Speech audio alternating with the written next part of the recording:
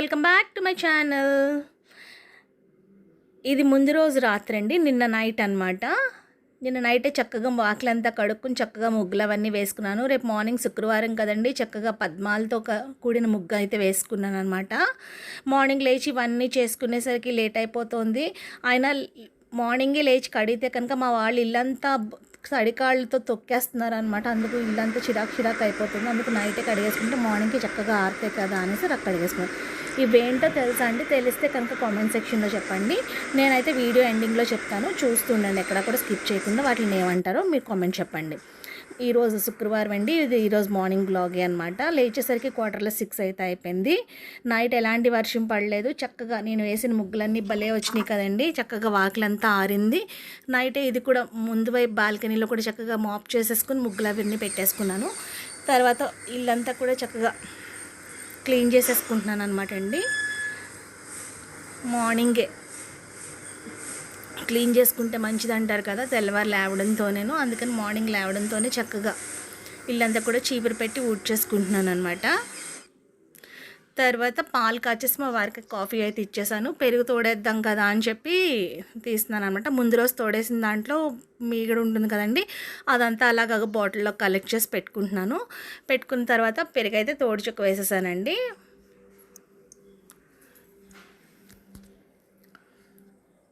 అదేవిధంగా ఆ పెరిగి ఇప్పుడు తోడేసిన దాంట్లో ఈరోజు కాచిన పాలపై వచ్చిన మేగడ ఉంటుంది కదండి, దాన్ని కూడా ఆ తర్వాత మేడ మీదకి వెళ్ళి ఒక్కసారి మొక్కలు అయితే చూసుకున్నానండి. మల్బరీస్ అయితే మళ్ళీ స్టార్ట్ అయింది ఫ్రూటింగ్. అదేవిధంగా ఇది దోసపాదు అండి, చక్కగా దోసకాయలు కూడా పిందెలు వచ్చినాయి అనమాట, బాగా వచ్చినాయి. ఆ తర్వాత బీరపాదుకు కూడా చక్కగా చిన్న పిందెలు అయితే వచ్చినాయి. చూపిస్తున్నాను కదా, మీకు కనిపిస్తుందండి. చిన్నవి అయితే స్టార్ట్ అయినాయి. చాలా హ్యాపీ అనిపించిందండి. చాలా అసలు లేట్ అనమాట ఇప్పటికి. చూడండి వీటిలో ఎన్ని పిందెలు నిలుస్తాయి అనేది చూడాలన్నమాట. పాలినేట్ చేయాలండి, మేల్ ఫ్లవర్స్ ఫీమేల్ ఫ్లవర్స్ కలిపి చూసి ఎన్ని అనేది నేను మీకు మళ్ళీ చూపిస్తానులేండి, మీకు షేర్ చేస్తూనే ఉంటాను అప్డేట్. ఇది పుదీనా బాగా వచ్చిందండి. ఇది నేతి బీరకాయ ఇప్పుడు గ్రో అవుతున్నాయండి. వేసి అప్పుడే 2 months పైన అయిపోయింది. విత్తనాలన్నీ కూడా ఇప్పుడు స్టార్ట్ అవుతుంది అనమాట గ్రోత్ అంతా కూడా.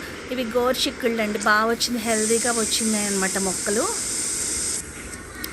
అదేవిధంగా మన కరివేపాకు మొక్క, నాకు పెద్ద మొక్క ఉంటుంది కదండి కరివేపాకు, దాని వేరుని బట్టి మొక్కలు వస్తే నేను తీసుకొని వచ్చి పైన వేసాను అనమాట. వాటిని ప్రాపగేట్ చేశాను.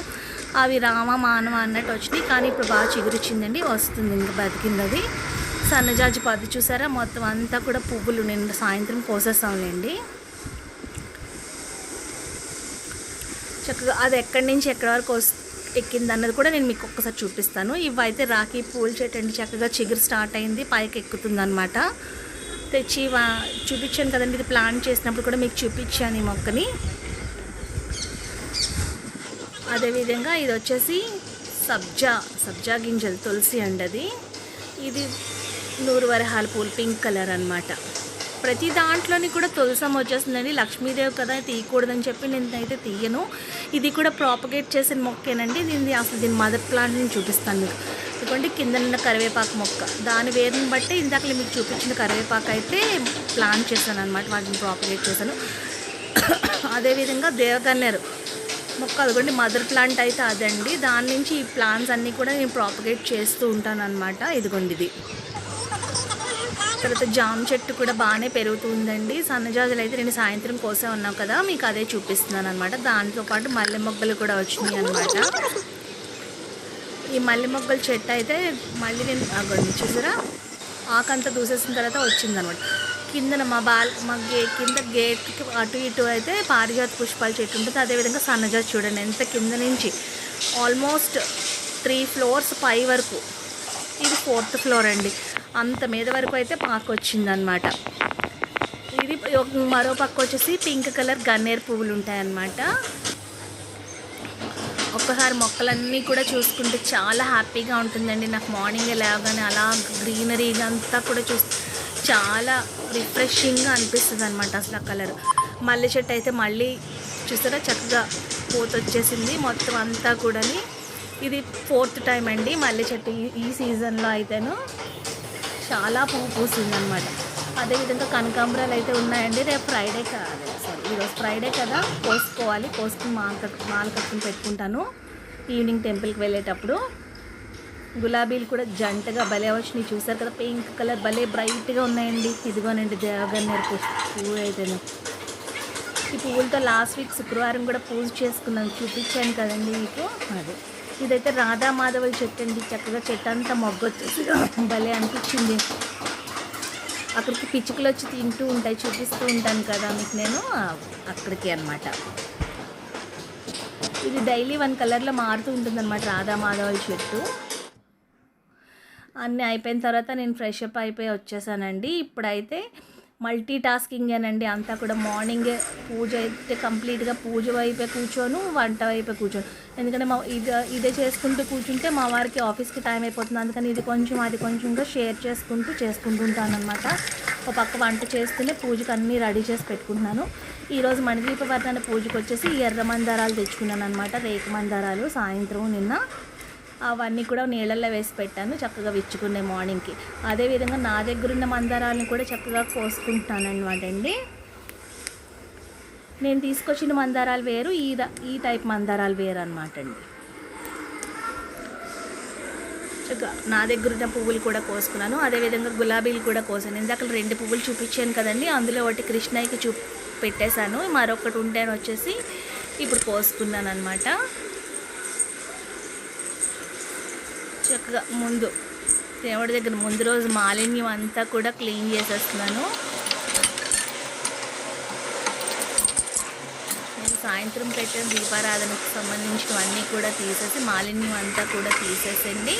చక్కగా తడిబట్ట పెట్టి శుభ్రంగా క్లీన్ చేసుకుంటాను అనమాట దేవుడి దగ్గర.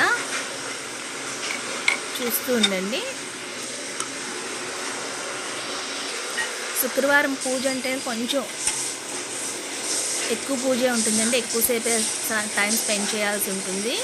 చక్కగా తడిబట్ట పెట్టి క్లీన్ చేసేసుకొని చక్కగా ముగ్గు జల్లెడు ఉంటుంది కదండి, ఆ జల్లెడ పెట్టి చక్కగా చిన్న ముగ్గు కూడా వేసేసుకున్నాను అమ్మవారికి పెట్టడానికి అక్కడ.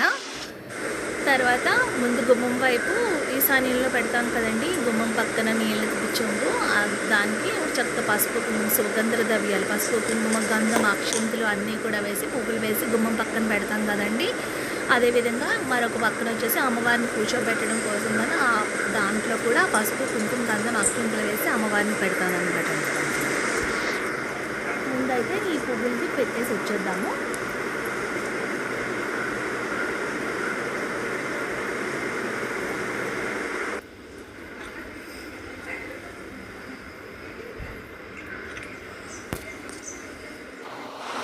మంచిది అంటారు కదండి, అలా పెట్టుకుంటే గుమ్మం పక్కన నీళ్ళతో పువ్వులు పెట్టి అందుకని అలా పెడుతూ ఉంటాను అనమాట. తర్వాత వచ్చేసి ఈరోజు మణిదీపవర్ధన పూజలోకి విఘ్నేశ్వరుని అయితే ముందుగా తయారు చేసుకుంటాను. పసుపు వినాయకుడిని ఆయనకి గంధం బొట్లు అక్షంతలు అన్నీ కూడా సమర్పించి ఆయన ముందు పెట్టిన తర్వాత అప్పుడు అమ్మవారిని పెడతాను అనమాట.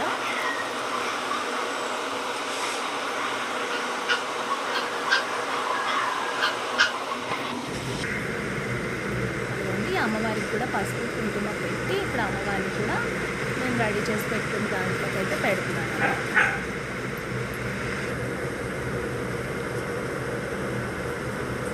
ఇక్కడ వరకు అయింది కదండి, ఇప్పుడు టైం అయిపోతుంది. అందుకని ఒక పక్క రైస్ పప్పు అన్నీ పెట్టేసుకున్నాను. వాటి పని అవి చేస్తుంటే లోపల మిగిలిన నేను ఇక్కడ సర్దుకుంటాను అనమాట. ఈరోజు పప్పు టమాటో వేస్తున్నానండి, ఫ్రైడే కదా.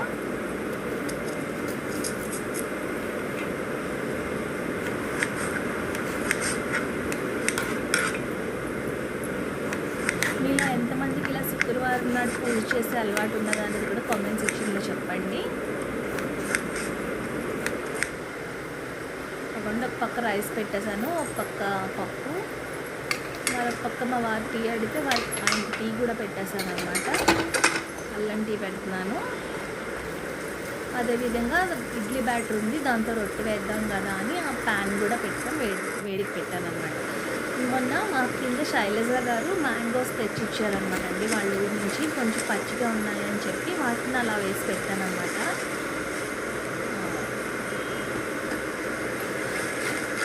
పెడితే ముగ్గుని కొంచెం కలర్ వచ్చి మెత్తబడి అనమాట. ఇంకొక రోజు ఉంచితే బాగా మెత్తబడి బాగా కలిగి వస్తాయి.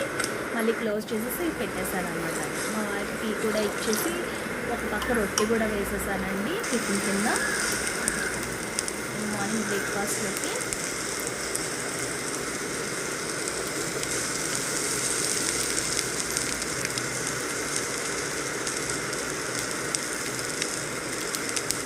పప్పు కూడా ఉడికిపోయిందండి.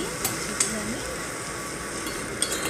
మా వారికి ఇలా 4 బర్నర్ స్టవ్ 2 బర్నర్ స్టవ్ ఉండేటప్పుడు అండి చాలా ఇబ్బంది పడేదాన్ని అనమాట. ఒకదాని తర్వాత ఒకటి వెయిట్ చేస్తూ ఉండాల్సి వచ్చింది. ఇలా 4 బర్నర్ తీసుకున్నాక నాకు చాలా ఈజీ అయిందనమాట. 4 మీద 4 పెట్టుకుని కుక్ చేసుకుంటే చాలా ఈజీగా కూడా అయిపోతుంది నాకు వంట. తులసం దగ్గర మా వారికి టీ ఇచ్చేసిన తర్వాత తులసం దగ్గర కూడా దీపారాధన చేసేసానండి. అదేవిధంగా కృష్ణయ్య దగ్గర కూడా చక్కగా దీపం పెట్టేసి తర్వాత మా వారికి లంచ్ బాక్స్ ఇచ్చేసిన తర్వాత నేను ఇక్కడ పూజ దగ్గర అన్నీ కూడా రెడీ చేసుకుని పూజకు అయితే స్టార్ట్ అవుతున్నాను అనమాట. అన్నట్టు నేను వీడియో స్టార్టింగ్లో ఇవేంటో తెలుసా అని అడిగాను కదండి. ఎవరైనా కామెంట్ సెక్షన్లో కామెంట్ చెప్పారా అండి. వీటిని కదంబ పుష్పాలు అంటారండి. అమ్మవారికి ఎంతో ప్రీతికరమైన పుష్పాలు అనమాట అవి.